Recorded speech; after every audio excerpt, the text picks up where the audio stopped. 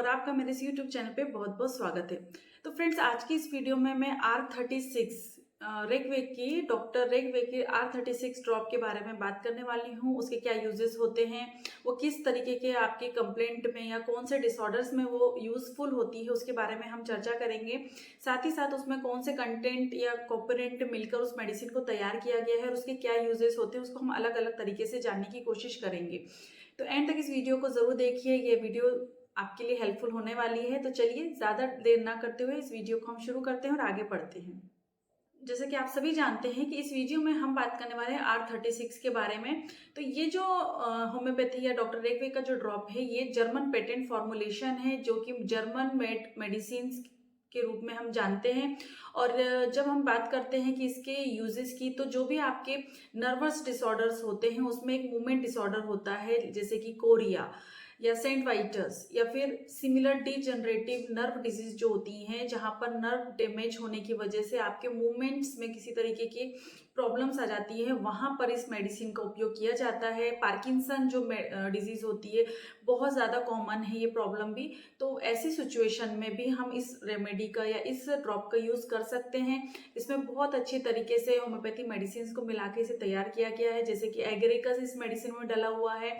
इसके अलावा इसमें इग्नेशिया मेडिसिन डली हुई है। ऐसी कई सारी 3-4 मेडिसिन होम्योपैथी मेडिसिन से मिलकर इसको तैयार किया गया है, जो कि आपके जो डीजनरेटिव नर्वस डिजीज हैं उसमें काफ़ी ज़्यादा इंपॉर्टेंट होती है।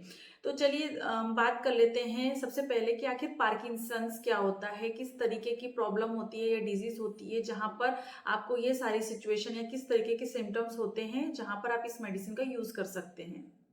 तो Parkinson is a neuro degenerative disorder, जिसमें कि आपके जो मूव्स हैं वो अफेक्ट होते हैं। जो आपका चलना फिरना होता है, जो आप मूवमेंट्स करते हैं, आपके जो हैंड्स के मूवमेंट्स होते हैं, पैरों के मूवमेंट्स होते हैं, वो सारी चीज़ें जो है इसमें अफेक्टेड हो जाती है। इस डिसऑर्डर में क्या होता है कि आपकी जो ब्रेन सेल्स होती हैं, जो कि डोपामाइन नामक एक केमिकल होता है उसे प्रोड्यूस करती है, उस सेल्स का कहीं तो डैमेज हो जाता है। जो डोपामाइन केमिकल होता है उसका काम होता है कि जो आपके शरीर में एक्टिविटीज हो रही है, जो मूवमेंट्स हो रहे हैं, उसको वो बरकरार रखता है। आपके जो भी मूवमेंट्स है वो डोपामाइन केमिकल की वजह से होते हैं। इसको हम ये भी कह सकते हैं कि जो मोटर फंक्शन होते हैं आपके बॉडी के, वो डोपामाइन नामक जो आपका केमिकल है उसके ही थ्रू हुआ होता है। लेकिन अगर आपकी ब्रेन सेल्स जो हैं वो डैमेज हो जाती हैं, जो डोपामाइन को प्रोड्यूस कर रही हैं, तो उसकी वजह से क्या होता है कि जो डोपामाइन है वो आपके बॉडी में डिट्रियोट होने लगता है, जिसकी वजह से आपके मोटर फंक्शन जो है वो हैम्पर्ड होते हैं और मोटर फंक्शन जो है वो भी नहीं हो पाते हैं। तो इसमें progressive deterioration of the motor function होते हैं, जहां पर आपको जब पार्किंसन की बात करते हैं तो वहां पे फर्स्ट साइन जो है, आपको सबसे अर्ली साइन जो है वो ये देखने को मिलता है कि वहां पर आपके जो हैंड्स होते हैं वहां पे ट्रेमलिंग होती है। इस तरीके से आपके हैंड्स जो हैं इस तरीके से ट्रेमल करते हैं। इसके अलावा बहुत ज़्यादा टाइटनेस यानी रिजिडिटीज, बहुत ज़्यादा स्टिफनेस, बहुत ज़्यादा टाइट हो जाते हैं, बहुत ज़्यादा रिजिड और बहुत ज़्यादा स्टिफनेस हो जाती है आपकी एक्सट्रीमिटीज़ या आपकी बॉडी में। डिफ़िकल्टी टू मूव, आप ठीक तरीके से मूव नहीं कर पाते हैं। डिफ़िकल्टी इन वॉकिंग, आप ठीक तरीके से चल नहीं पाते हैं। और जब जो भी पर्सन जो भी होते हैं या जो पेशेंट होते हैं, उनकी जो भी मसल्स जो हैं वो अफेक्ट होती है, वो एक टाइम के बाद धीरे धीरे प्रोग्रेसिवली जो है बहुत ज़्यादा वीक या कमज़ोर होने लग जाती है। तो शॉर्टकट में अगर हम देखें तो पार्किंसन को हम इस तरीके से समझ सकते हैं। तो हमने अभी देखा पार्किंसन डिजीज के बारे में। तो वन ऑफ दी एक इंडिकेशन होता है जो R36 में हम ले सकते हैं जब आपको पार्किंसन डिजीज होती है, तो इसका आप यूज कर सकते हैं। इसके अलावा सेंट-वाइटस भी एक इंडिकेशन होता है जहाँ पे इन रैपिड अनकोऑर्डिनेटेड जर्किंग मूवमेंट्स होते हैं पेशेंट को। इसके अलावा कोरिया भी होता है जहाँ पर hyper sensitivity of the nervous system होती है पेशेंट में, जहाँ पर हाइपर सेंसिटिविटी की वजह से जर्क होते हैं, अनकंट्रोल्ड बॉडी मूवमेंट्स होते हैं। तो ये सारे ही इंडिकेशन है जहां पर R36 का उपयोग किया जा सकता है।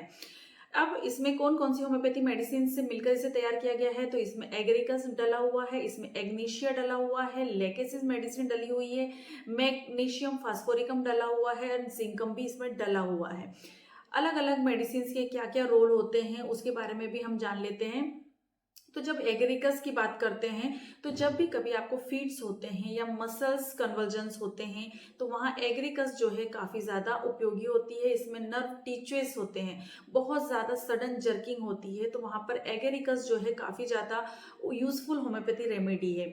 इग्निशिया की बात करें तो इसमें नर्वस इरिटेशन होगा, रेस्टलेस स्लीप होगी, पेशेंट बहुत ज़्यादा नर्वस स्लीप बहुत ज़्यादा इरिटेटेड होता है। जैसे लेकेसिस का भी सेम काम होता है, वो नर्वस इरिटेशन में काम आता है। जो स्लीप होती है, जो इरिटेबल स्लीप्स होती है, रेस्टलेस स्लीप्स होती हैं, वहाँ पर ये काफ़ी ज़्यादा उपयोगी होती है। मैग्नीशियम फॉस्फोरिकम की अगर हम बात करते हैं तो ये आपके जो क्रैम्प्स होते हैं, मैग्नीशिया कार्ब जो है कहीं मतलब आपकी बॉडी में कहीं पर भी क्रैम्प्स होते हैं तो वहाँ पर ये काफ़ी ज़्यादा उपयोगी मेडिसिन होती है। जैसे कि कई वीडियो में मैंने बताया है, डिस्मिनोरे की वीडियो में भी मैंने बताया है, जहाँ पे क्रैम्प्स होते हैं पीरियड्स के दौरान, जहाँ पे पेट एब्डोमिनल पेन जो है काफ़ी ज़्यादा होता है, तो वहाँ पर मैग्नीशिया जो है मेक फॉस जो है काफ़ी ज़्यादा हेल्पफुल होम्योपैथी मेडिसिन है। तो इसी तरीके से अगर क्रैम्प्स हो रहे हैं या फिर आपके स्पाइनल मैरो में बहुत ज़्यादा इरिटेशन हो रही है तो वहाँ पर भी ये मेडिसिन जो है काफ़ी अच्छे तरीके से वर्क करती है। जिंकम वेलेरिनिक जो मेडिसिन है ये आपके जो मूवमेंट्स होते हैं, जैसे लेग्स होते हैं, उसमें काफ़ी ज़्यादा रेस्टलेस होता है। कई बार आपने देखा होगा कि बहुत सारे लोग ऐसे बैठे बैठे अपने जो लोअर एक्सट्रीमिटीज है उसको ऐसे हिलाते हुए रहते हैं, तो रेस्टलेस लेग्स के सिचुएशन में ये मेडिसिन काफ़ी ज़्यादा उपयोगी होती है। कन्वर्जन्स में भी ये उपयोगी होती है, साथ ही साथ ट्विचेस अगर हो रहे हैं तो वहाँ पर भी ये मेडिसिन जो है उपयोगी होती है। तो ये बहुत अच्छी अच्छी होम्योपैथी मेडिसिन के कॉम्बिनेशन से मिलकर R36 को बनाया गया है, जो ओवरऑल एक बहुत ही अच्छा वर्क करती है कोरिया की कंडीशन में, जर्क कन्वर्जन की कंडीशन में, या सेंट वाइटस हो या फिर पार्किंसन डिजीज हो, मसल्स वीकनेस हो, वहाँ पर ये बहुत ज़्यादा उपयोगी होम्योपैथी मेडिसिन होती है। तो चलिए, ये थी छोटी सी जानकारी R36 के बारे में। अब इसे लेना कैसे है उसके बारे में हम जान लेते हैं। बारे में हम बात करें तो according to gravity, degree of gravity आप मेडिसिन को ले सकते हैं। अगर आप नॉर्मल फिट्स या नॉर्मल आपको कन्वर्जन्स हो रहे हैं तो आप 2 to 3 टाइम्स जो है 10 से 15 ड्रॉप या 15 to 20 ड्रॉप्स थोड़े से वाटर में 1/4 कप ऑफ वाटर में मिलाकर इस मेडिसिन को ले सकते हैं।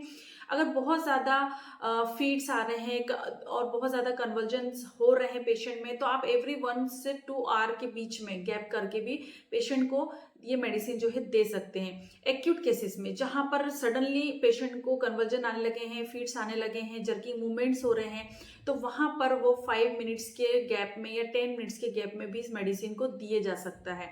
बच्चों को भी ये मेडिसिन दे सकते हैं। वहाँ बच्चों को अगर इस तरीके की प्रॉब्लम होती है तो 5 to 6 drop 1/4 cup of water में मिलाकर बच्चे को 2 से 3 बार देना है। एक्यूट कंडीशन में आप हर 10 मिनट में भी दोहरा सकते हैं। जो पार्किंसन डिजीज है या जो कोरिया है, ये ऐसी डिजीज नहीं है कि आप सेल्फ मेडिकेशन कर लें और खुद से ही आप ये मेडिसिन लेने लगे। अदर मेडिकेशंस के साथ, अदर डॉक्टर की कंसल्टेंसी के साथ आप ये मेडिसिन को ले सकते हैं, जो कि काफ़ी ज़्यादा हेल्पफुल मेडिसिन होती है। वीडियोस जो होती हैं वो नॉलेज के पर्पज से बनाई जाती है, सेल्फ मेडिकेशन के लिए नहीं होती है, तो डॉक्टर की सलाह हमेशा ज़रूरी होती है। तो होपफुली आपको ये वीडियो पसंद आई होगी। अगर वीडियो अच्छी लगी है तो लाइक शेयर करना बिल्कुल मत भूलिए, और इसी तरह मैं नॉलेज वीडियोस के साथ, हेल्थ रिलेटेड वीडियोस के साथ आती रहती हूँ। इसलिए मिलेंगे हम नेक्स्ट वीडियो में। तब तक के लिए बाय बाय, अपना ध्यान रखें, खुश रहें, धन्यवाद।